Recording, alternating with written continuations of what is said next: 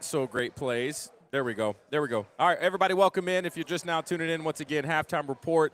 Arkansas down 14-16 at the half. Couldn't think of a worse way to end the first half. You're down there with an opportunity to put more points on the board. You have that interception by Taylon Green, a very poorly thrown ball, and then you let them get all the way down into field goal range to go up by 2 at halftime. Real quick thoughts on the first half. Well, you start the game with a fumble. It's not good, right? Never good starting the game with a fumble. You end the first half with the interception. So LSU's given us everything we need to score. We're driving the ball down the field. I feel like Bobby's calling the right plays. Decisions, again, like crunch time type decisions, are not being made very well. Yep. And I think that's just kind of a symptom that we've been seeing all season. Yeah, I think the offense is not giving us a chance to win right now. Right. You look at it, the defense has done enough, held LSU to a few field goals. We've got to capitalize on the offensive side of the ball, and we have not done that. 2 turnovers in the first half, block punt. Really, you scored only once. Right. And so we have got to figure something out on offense. Giving LSU's offense more and more opportunities, something is going to break. Yep. We have got to control the ball. Yeah. Got to control the ball. We're going to take a look at some of these missed opportunities and some good things that happened for the Razorbacks as well. But we're going to start with the good, okay? So we didn't have time to get that last possession in. I'd really want to go back and look at that interception that he threw. It looked like it was supposed to be a back shoulder ball. Yeah. Just very inaccurate on that throw. Ends up leading to the worst possible time to throw an interception. And points like that will matter in this game. That'll come back to haunt us. But let's go ahead and take a look at some of the film right now. This is the first half. You have to be pumped up that we actually got some contribution from special teams. Caleb Wooden right here, great job coming off the edge. And I do want to emphasize the experience and when it comes to the art of blocking a punt. All right, so a big mistake a lot of people get, when they get in this position right here, they usually come with their hands up like this. Right. And so does a great job keeping his hands down low, let your eyes lead your hand to the ball. Great job taking it off the punter's foot. Now he's able to locate it and then get it into the end zone for 6. So great job by Caleb Wooden right there. The vet from Auburn came on over. Big time play to put Arkansas ahead early in that game. We can take anything we can in this game, and that's going to matter. Now let's get to some big-time situations, 4th and 2. We're able to get that ball back. Great read by Taylon Green right here. Great execution, but more important than that, I really like the blocking downfield. Tight ends, receivers, everybody's engaged. The offensive line has the end of the line of scrimmage on lock. That's when everybody's doing what they're supposed to do to convert a 4th and 2. Let's get to another look at a 4th down. I think we're all familiar with Cowboy Go Get It pass. Yes, this is the infamous play. Ryan Mallett, Casey Dick, Taylon Green, everybody's ran it, hide the ball behind the back. And this is what worried me when I saw this at first. I was like, okay, they're all over it. I mean, usually a lot of people in the stadium knows what's coming in these situations. Taylon does a great job getting to his second read, the leaking out tight end, and throws it right on the money. Great job by Platt converting this 4th and 1, keeping that drive alive. Arkansas ends up scoring on this one, taking a 14-0 lead. Here's another look at it. Platt, great job coming out of the backfield, great composure, and I really like how quick Taylon made that decision and didn't force it to the play that usually ends up in a touchdown. I think they threw a touchdown to Luke Haas last year with this exact same play on the road against Auburn, or it was Mississippi State, I believe. All right, and then you get to this part right here. This is what concerns me now, starting to show up too much. Decision-making. This is your standard bootleg. You roll out. This is the first read. You look your tight end, and then you look beyond.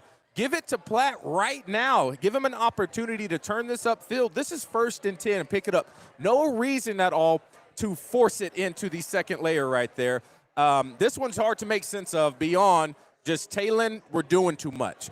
Take what the defense gives you. You're not in a situation where we need to force anything. You're up 14-10 right now. Let's get some momentum going. He passes this up, and then he decides to throw it into triple coverage. Yeah. And now I would say sometimes when it comes to interceptions, fellas, sometimes you got to tip your hat to the defense. Sometimes it's a great disguise, great break on the ball. But this one right here, when you got a guy wide open with a chance for a first down, and you can't tell me he doesn't see all that.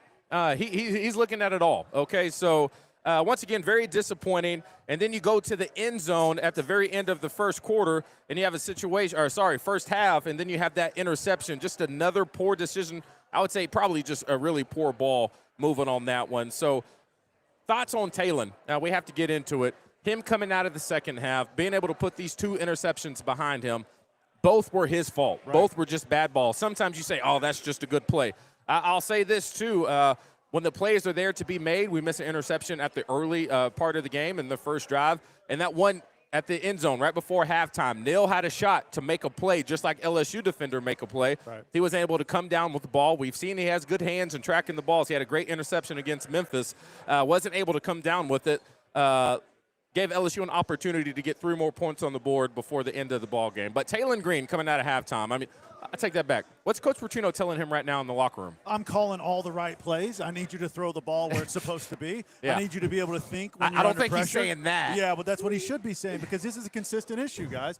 I'm serious. I mean, every single time we are in a high-pressure situation, that's when things break down. You know, it's easy to get out there and to kind of get in rhythm and have the tip shots, but when the money is on the line, you got to throw the back shoulder fade. You can't throw it to the LSU defender. You have to be able to deliver the ball where it needs to be. And that's what we've talked about all season is Taylon Green has some ability to do amazing things. What he did on that run on 4th and 1, there's impressive things that Taylon can do, but what is unimpressive is his ability to see this read that we just looked at and be able to check down. Really, I guess that's his first priority. I was going to say check down to the tight end, but as the tight end, you know that play. He's supposed to go to you. So at the end of the day, you're calling the right plays as Bobby Petrino. All of these plays are leading to touchdowns if the right decisions are being made. And the thing is, you can't say Taylon doesn't know these right decisions because he does. So what's happening in the game to where he's just constantly getting in that moment and not able to go through those progressions or not able to perform under pressure. I think that's my biggest concern about him, and I honestly don't know how to coach that. So I would say, Grant, what do you think he's telling Taylon Green in the locker room right now? Well, I don't think he's telling him that I'm calling all the right plays and you're effing him up. Yeah. I don't think he's saying that. Old Bobby Petrino might say that. But I do think he's probably saying, listen, do what you're coached to do. You know the read you're supposed to go through. You know the reads that you're supposed to be, involved in, looking at, all those things. Go do that. Don't try to be a superhuman. Yeah. Now, it's easy for Taylon to fall into that. We've talked about it all year. Mm-hmm. He can do some of the most amazing things you've ever seen, so he kind of rests on that a little bit, I think. Go take what they give you. Yeah. That play right there that we're just looking at that was on the screen. Yeah. We'll go back. If we dump that off to the tight end, that's 6-7 yards right there. Now we're in 2nd and 3 or 3rd and 3 versus giving them the ball back on their side of the field. Just take what they give you. You don't have to have the big home run play every single time. Yeah. I think that's the big thing. If I'm Coach Petrino, what I'm telling Taylon Green is, to your point, we don't have to score a touchdown every play. Right. And that's what he's trying to do. He's trying to score every single time. Great football players, running backs are the best example. Young running backs, when they get the ball, they try to score a touchdown every play. They don't understand how sometimes 2 yards is a positive play because it should have been tackled behind the line of scrimmage. Right. Just take what the defense gives you. We'll just keep going like that. So defensively, you got to be happy what's been on the field so far. Now, rushing the ball, they got a running back that's really dang good, okay? So we're going to try our best to slow this dude down, but collectively, you don't get that pick at the end zone. You don't give LSU this opportunity to march down the field, especially if you have good clock management right there. You're in halftime only letting LSU only score 10 points in the first half. You can't be mad at the defense on that. No, you can't. And I think, Taylon Green on that last drive, the connection to Raylan Sharp, Raylan's ability to have the confidence to make the cutback into field and not run out of bounds and go get those extra yards. Everything Arkansas is doing is the right thing up until the moment that you got to deliver.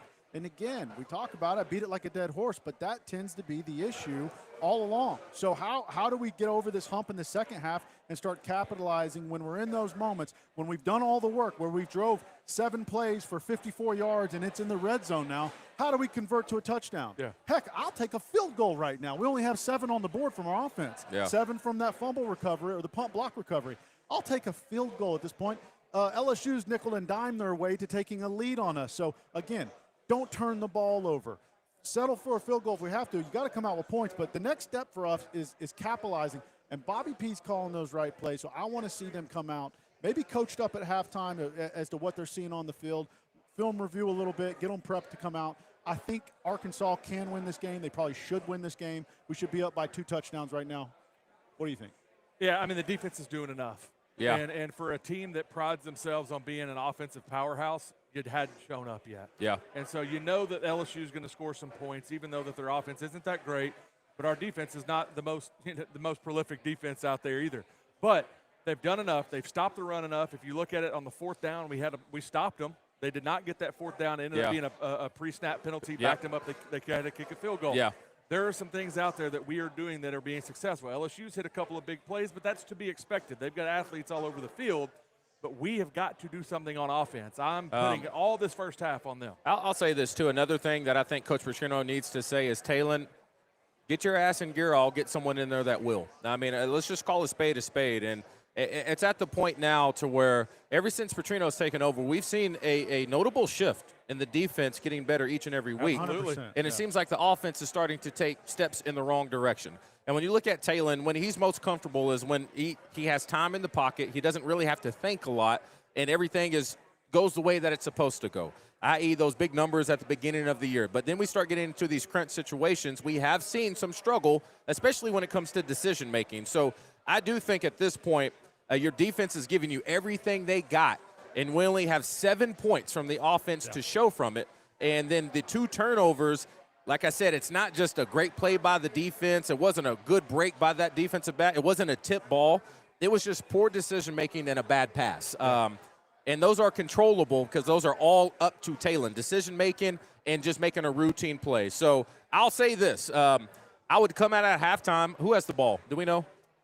They get it. They get the ball.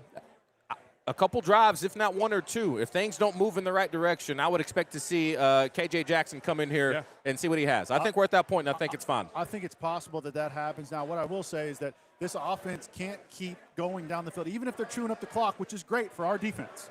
It's a great supportive measure, right? Eating up the clock so the defense has some time to rest. But if they keep coming out empty-handed on points, our defense can only hold up so long. And you've already seen the tale of what they're going to try to do. They're going to take shots with their young, inexperienced quarterback who they believe in that can throw the ball, even though he's mobile. They're going to take deep shots because they don't respect our DBs. So if we're having situations where they are taking those shots, you can't come up with pass interference calls, be it catchable, uncatchable. I'm not sure what Bobby Petrino was yelling about after that play. You've got to play poised on defense and make sure you don't give them anything extra, because if we're not able to capitalize on offense every single time, our defense can't be blamed for this situation at the end of the day just because of a bad call like that. So hopefully that's not the tell of the second half. We'll find out. Yeah, I'll sum up our halftime show with this. Let's go win a damn game. Yeah. Exactly. Go win it. I think you're in a position to win it. Yeah. And so back's really not against the wall at all. Go win it. Go win it. All right, y'all, that's all we got for you here in halftime. I see the comments. We'll go through those as we take this down. I would put them up, but a couple cuss words, and I get it. I understand. Very frustrated. But join us for the post-game show. We're going to dig a little bit more into this game, hopefully have something good to talk about, and we'll see what quarterback we're talking about in the second half. Y'all have a good one.